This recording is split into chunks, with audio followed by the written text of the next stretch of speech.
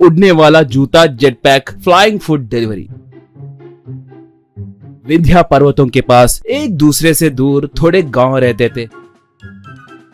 वहां पर भी एक मल्टीनेशनल कंपनी ने फूड डिलीवरी सर्विस का आरंभ किया। एक बार उस कंपनी के मालिक दिनेश ने अपने वर्कर्स को समावेश किया। उनसे दिनेश, देखिए भाई लोग, मैं कभी आप लोगों को मेरे वर्कर्स के जैसे नहीं देखा। मैंने आपको अपना परिवार समझा। आज से हम विंध्या पर्वतों के पहाड़ों पे मौजूद गाँव पे भी लोगों को खाना पहुंचा रहे हैं। जो भी सही समय पे खाना डिलीवरी करेगा उसे इनाम देंगे। देरी से फूड डिलीवरी किए तो उन्हें फाइन भी डालेंगे, कहकर चला गया। तब अपने दोस्त रामू से डिलीवरी बॉय सोमू, देखा इसकी नौटंकी, कह रहा है हमें परिवार के जैसे देखता है। इसका मुंह, हम रोड पे चलते हुए जा रहे तो कम से कम कार में बिठाता भी नहीं, मगर बातें बड़े बड़े करता है। शहर में के लोगों को बिगाड़ा बस नहीं है क्या, अब गांव के लोगों को भी बिगाड़ने के लिए देख रहा है, कहा। रामू तब, यार तू पहले ही बहुत बड़ा आलसी है, मजबूरी में तुम्हें यहाँ पर आना पड़ा। बेचारे, मुझे मेरी नहीं तुम्हारी फिक्र है, तुम कितने दिन नौकरी में रहोगे कहकर सोच रहा हूँ, कहा। सोमू तब, देखो अगर वो साइंटिस्ट भाटिया मुझे समय पर तनख्वाह देता तो मुझे यहाँ पर आना नहीं पड़ता था,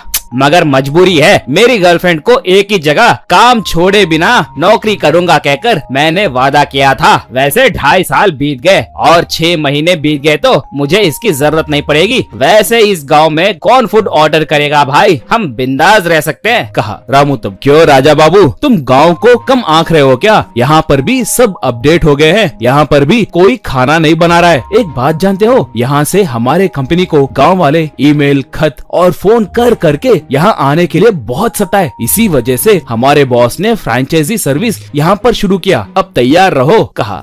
अगले दिन से रामू और सोमू वालों को बड़े तादाद में फूड ऑर्डर्स मिलने लगे।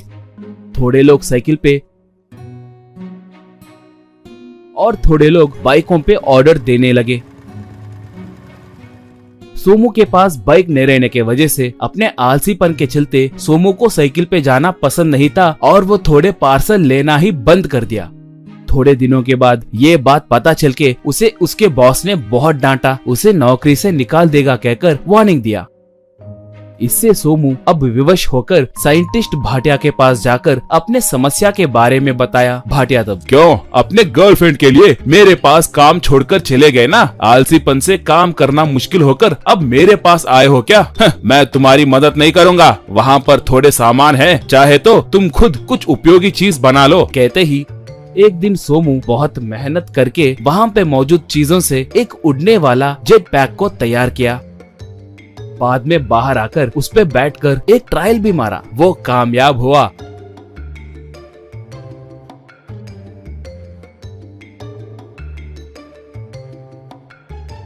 बस उस दिन से सोमू उस जेट पैक पे ही ऑर्डर लेकर पहाड़ों पे भी उड़ते हुए जाकर, कोने कोने में रहने वाले गांव को भी उड़ते हुए जाकर ऑर्डर देने लगा। ऐसे सोनू अकेला ही 80% ऑर्डर लेकर जाने लगा था।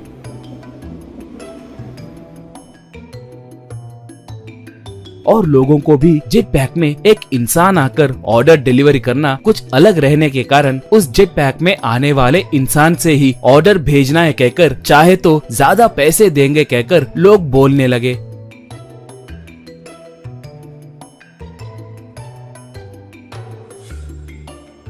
ऐसे थोड़े दिनों के बाद सोनू एक सुपर डिलीवरी बॉय जैसे अच्छा नाम कमाया। इससे दिनेश आश्चर्य में पड़ गया। उसके काम को पास रहकर देखा। बाद में वो सोमू को सारे डिलीवरी बॉयज के हेड के जैसे उसे प्रमोशन दिया। सोमू बहुत खुश हुआ। ये देखकर उसके सहकर्मचारी तालियां मारे। बाद में कार के पास आए दिनेश से उसका मैनेजर, सर, सोमू बहुत बड़ा आलसी है ना, आपने उसे ये काम क्यों सौंपा? पूछा। दिनेश तब, उसमें आलसीपन के साथ साथ समझदारी भी है, इसलिए काम करने के लिए उसने आसान तरीका ढूंढा और कामयाब भी हुआ। हमें कामयाबी को पहचान कर प्रोत्साहन देना चाहिए, नहीं तो वो मेरे मुकाबले कल दूसरी एक कंपनी खोल सकता था। मैं वो टेंशन नहीं लूंगा, कहा। सोमू के वजह से उस इलाके में रहने वालों को जेट पैकों में फूड डिलीवरी करना शुरू किए। सोमू को कामयाब होते देखकर सोमू के गर्लफ्रेंड के पिता दोनों की शादी बड़े धूमधाम से किए।